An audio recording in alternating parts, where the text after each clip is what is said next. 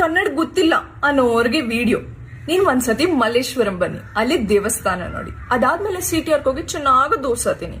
ಅದಾದ್ಮೇಲೆ garden city ಅಲ್ವಾ, Cubbon ಪಾರ್ಕೋ Lal ಬಾಗ್ಕೋ ಹೋಗಿ. ಇನ್ನೂ ಟೈಮ್ ಇದೆ ಅಂದ್ರೆ ಕಮರ್ಷಿಯಲ್ ಸ್ಟ್ರೀಟ್ ಅಲ್ಲಿ ಶಾಪಿಂಗೋ, ಬ್ರಿಗೇಡ್ ರೋಡ್ ಅಲ್ಲಿ ಪಾರ್ಟಿಗೋ ಹೋಗಿ. ಈ ಎರಡು ನಿನ್ಗೆ ಇಷ್ಟ ಇಲ್ಲ ಅಂದ್ರೆ ಸ್ಯಾಂಕಿ ಟ್ಯಾಂಕ್ ಬನ್ನಿ, ಅಲ್ಲಿ ಕುತ್ಕೊಂಡು ನೀರನ್ನು ನೋಡಿ. ತುಂಬಾ ರಿಲ್ಯಾಕ್ಸ್ ಆಗ್ತಾ ಇದ್ವಿ. ಇನ್ನು ನಿಮ್ಗೆ ಅರ್ಥ ಆಗ್ತಾ ಇಲ್ಲ ಅಂದ್ರೆ ಇದು ಕೇಳಿಸ್ಕೊ.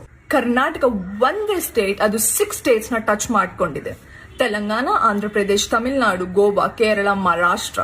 ಇಲ್ಲಿ ಜನ ಅವ್ರ ಭಾಷೆಗೋಸ್ಕರ, ಕಲ್ಚರ್ಗೋಸ್ಕರ ಎಷ್ಟೊಂದು ಇಂಪಾರ್ಟೆನ್ಸ್ ಕೊಡ್ತಾರೆ ಗೊತ್ತಾ.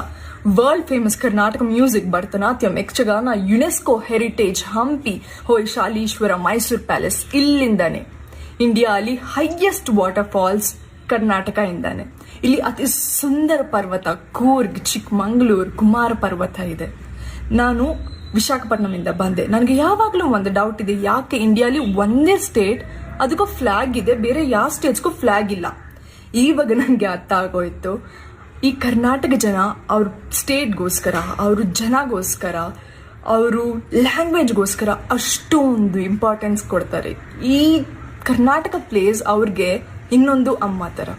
ಜೈ ಕೆಂಪೇಗೌಡ ರಾಧ್ಯ, ಕೆಂಪೇಗೌಡ ಜನ. ನಿಮ್ಗೆ ಧನ್ಯವಾದಗಳು.